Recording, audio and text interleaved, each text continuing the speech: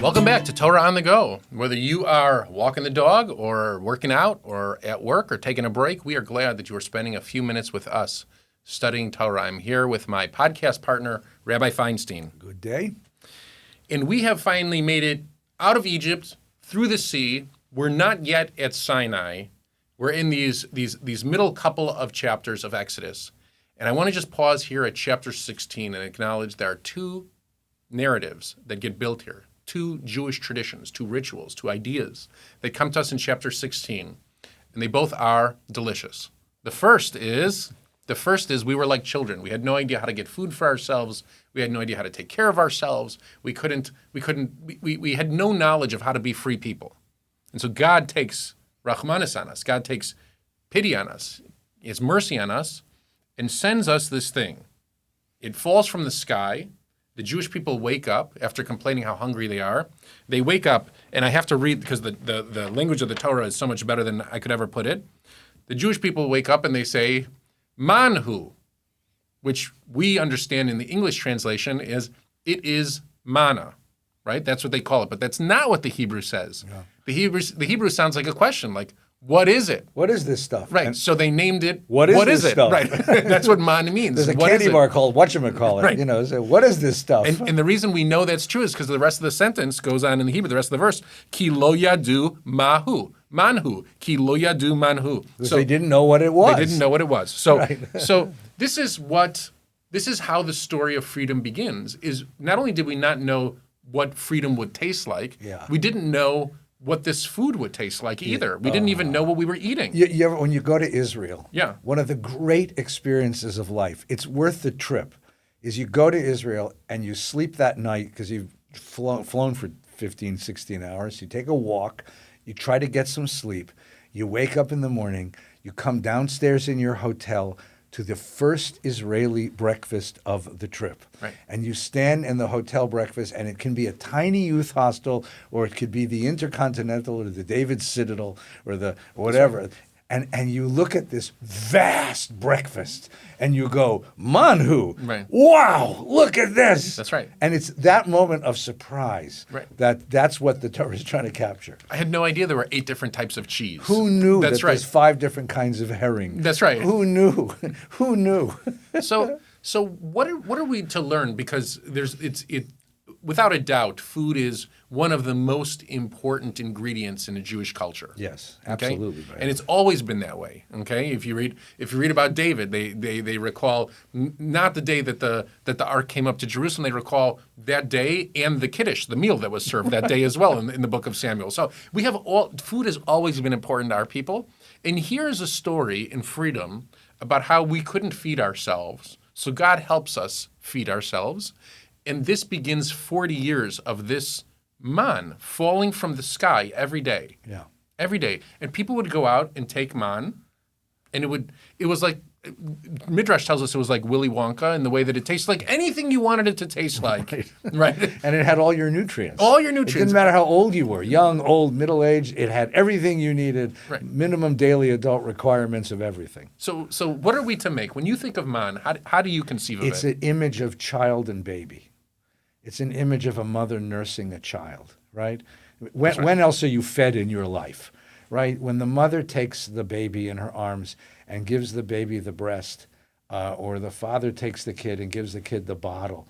First of all, it is this moment of incredible intimacy. I used to be honestly jealous of my wife because she had a closeness with our children that I could never approach. It was spiritual and mystical and powerful as she breastfed the kids. It wasn't comfortable for her, but it was mystical.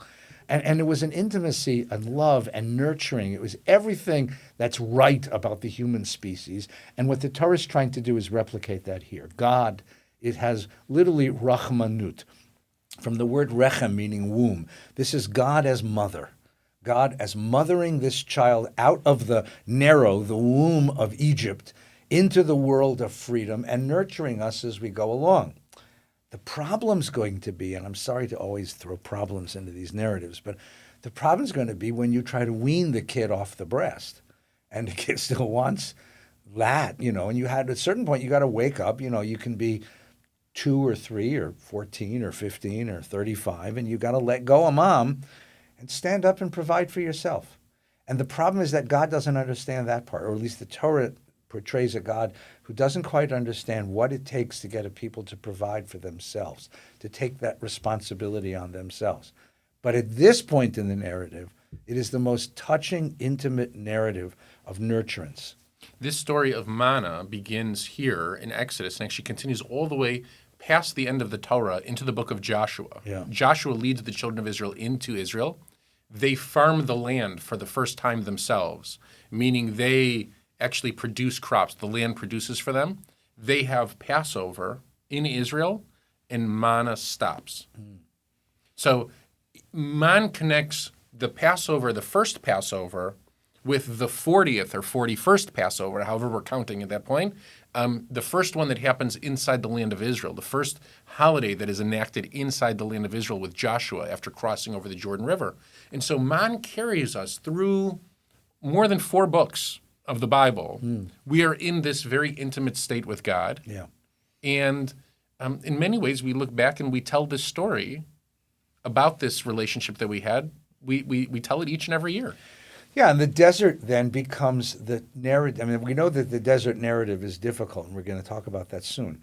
But in the imagination of the Bible and then the Midrash, the desert becomes this sort of idyllic childhood of God's support and Israel's nurturance, Israel's faith, the kind of the way that a child looks at the mother. What the child looks up at the mother's eyes as the child is nursing with a sense of connection. And that's in the imagination of the tradition, that's going to be what the desert represents. And so whenever you want to reconnect with God, we talked about this some weeks ago, whenever you want to reconnect with God, you go out to the desert. You reconnect with that moment of intimacy and nurturance. That's right. And all the prophets talk about this as the beginning of our relationship, the flourishing of our relationship. And from our perspective, man represents this kind of all-inclusive providing resort hotel, right? It's all-inclusive. There's always a buffet. We had everything to eat. Our people is really one of the only people that does this, I feel like. We tell people we went on a cruise, and the first question is, how was the food? How was the food? How was the food? Always. I think most people would say, where did you go? What did you enjoy? What activities? Always. How was the food? Or if you talk to a friend about a synagogue and they say, so how was the show? Terrific cantor and a wonderful kiddush. That's right. Wonderful kiddush. That's right. Spiritually, how was it? Good. But the kiddush, my God. That's right. So we've always been the same people. And this is the important detail of coming out of Egypt for us, is that we ate this incredible thing. It was magical. It was literally magical. It fell out of the sky. And as we continue through this very short story in chapter 16, what I think is a very strange ending to the story, and I'll explain in a second, is that the story, and I have to read it in the Hebrew again, Vayihi bayom hashishi, on the 6th day, or on Friday, laktu lechem mishneh. They gathered a second piece of manna. They gathered a second parcel of this kind of bread. Shabbaton Shabbat Kodesh la'Adonai machar. There would be a Sabbath, a holy Sabbath for God the next day. So on Fridays we would gather 2 manna, and so the tradition translates today into Friday night ritual. We always have 2 challahs on the table to remember that we gathered 2 manna in the desert experience. But it also points to this idea that we were to celebrate Shabbos, according to the Torah, even before we received the commandment to celebrate Shabbos, which still has not come. Meaning Shabbos is so baked into the world from the creation story that even in the way that we ate at the buffet in this cruise ship, at this magical cruise ship, Shabbos was understood. The instructions for man included the instructions for Shabbos. The instructions for Shabbos are it's all over the Torah in different places, is that this is supposed to be a special day for us. This is the universal rhythm. Right. The universal rhythm is 6 days of work and then a day of rest. And the Torah, or at least Moses at this point in the narrative, thinks that they get that. And then comes the denouement. Right. What happens? He says to them, don't go collect tomorrow. It's not going to be there. And Shabbos morning comes, and they all went out to collect manna. Right. And Moses is heartbroken, and God is heartbroken. And God says to Moses, very interesting line. He says, Ad matai ma'antem. How long is it going to take for this people to get it? Right. How long are they going to refuse to listen to me, to obey me? First of all, it's a strange question because, like, God's in a hurry. God's got all the time in the world. Like, so it'll take 10,000 years for human beings to figure out. But really what it is it's Moses' feeling. It's the idealist. He liberated a people. He thought he liberated the people. But when they go out on that Shabbat morning looking for food, because they're afraid it won't be there, Right. he realizes that they are still slaves. Outwardly, the chains are gone, but inwardly, the chains are still there. They are still slaves to their fear. They are still slaves to their sense of scarcity. They are still grasping in the world that can't take Shabbat. They're not ready for Shabbat. They're not free enough for a day away from work. And most people don't think of it this way because most people think Shabbat is just a list of rules of things we're not allowed to do. Mm-hmm. But Shabbat is a freeing experience. It's an empowering experience to be able to disconnect yourself and say, I'm not controlled by my phone. I'm not controlled by my work. I'm not controlled by these daily rituals, right? I can take one day away from all of it and decide for myself what's important. Yeah. They weren't ready for that. They clearly weren't ready for that. Because you have to be able to say Dayenu. Right. You have to be able to say, I have enough. I'm not worried about what's coming next. I have enough. Again, I can trust that there'll be enough.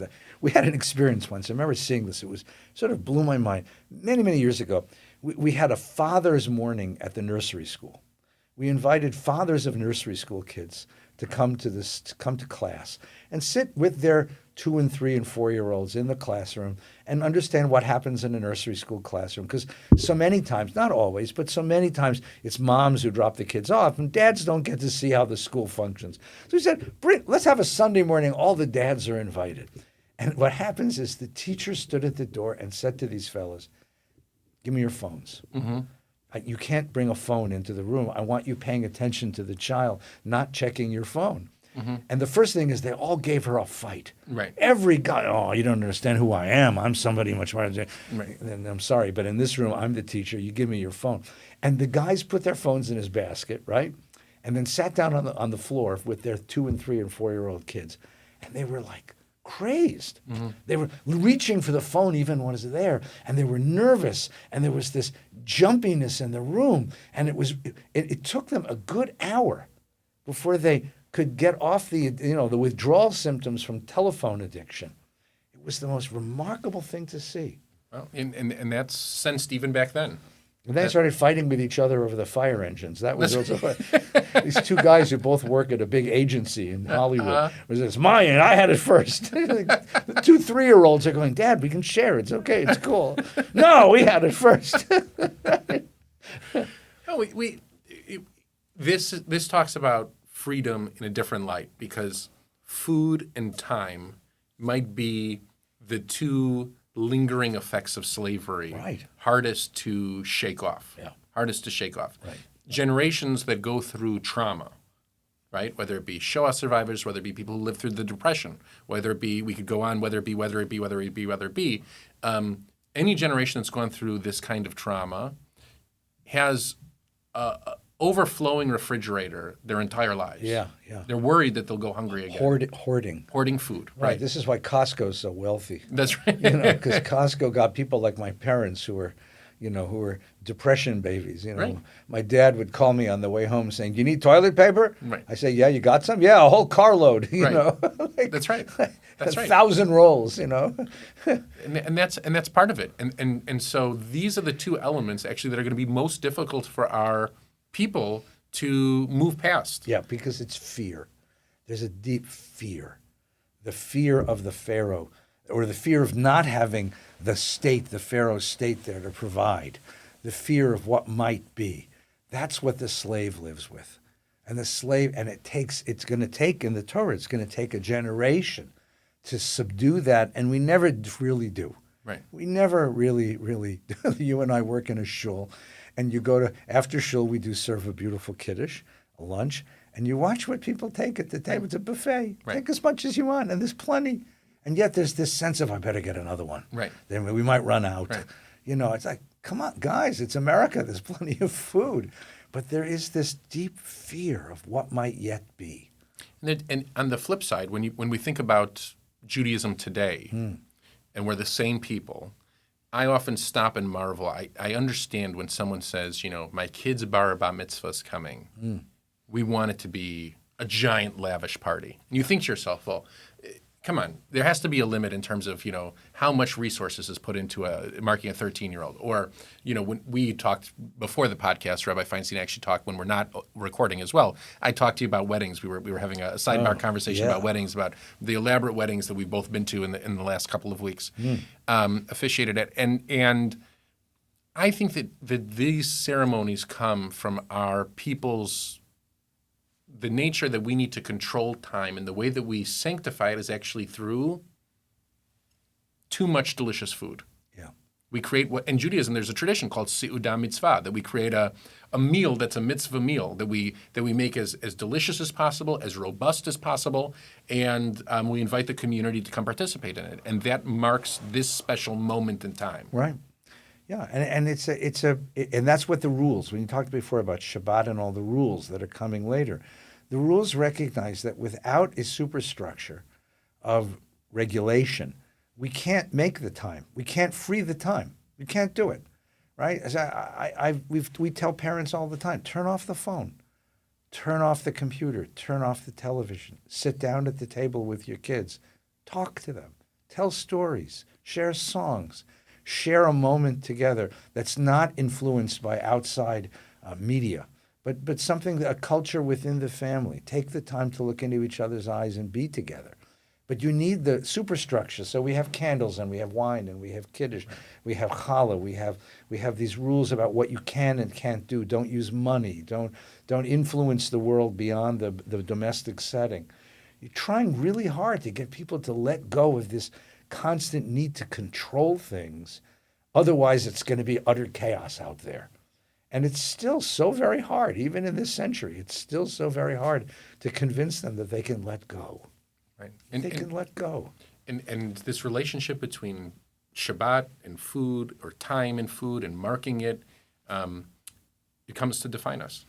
It becomes one of our biggest challenges. Yeah. It becomes the trauma that we carry. It becomes the way that we celebrate when we have the ability to be free. All of it. In so many ways, these ideas are bound together for us in a way I think that they are not for other people. It's a really wonderful observation. My brother is a psychologist, and his first job, he's a health psychologist.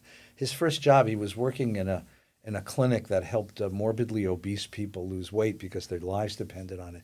And he did a lot of research on diet programs. And dieting is the same thing. It's a question of controlling appetite, controlling food, giving up food. It's a whole drama. And he says, like, the most effective diet program in America is Weight Watchers, which was created by two Jewish women. And Weight Watchers is halacha. It's a whole Gemara of, you weigh this, it's so many ounces, now it's points, so many points, you can eat this, you can replace this with that. It sounds so much like Talmud. And it's this obsession with controlling the thing, because that's the only way to let go of the fear of not having enough, of feeling that hole in the stomach and the hole in the soul that food fills for so many of us. And it turns out that it is a cultural thing. It really is very strange. And on the other hand, to speak more positively, of course, the most important moments of the Jewish year are feasts. Right. Passover is, after all, a feast. Shabbat is a feast. Sukkot, of course, is a feast. Yom Kippur is a fast, but you spend the whole day talking about what you're going to eat at breakfast. That's right. You bring the bagels, I'll bring the whitefish. Not from that other deli. It wasn't good last year. Bring from the other deli. Right. But it is trying to understand that we have enough. Dayenu, we have enough. We can let go of the fear and we can live as free people. But it turns out that creating a free person, a free soul, is a very complicated and fraught and difficult process. That's right. Well, I hope that this time studying together... I hope you're hungry now. That's right. Whoever's listening, I hope you're hungry. And I hope that this has sustained you in some way and filled the void, and that you come back again next week for a taste of Torah on the go. Amen. So on behalf of both of us, we look forward to studying with you again next week. Take good care. Have a good meal. Pass the bagel.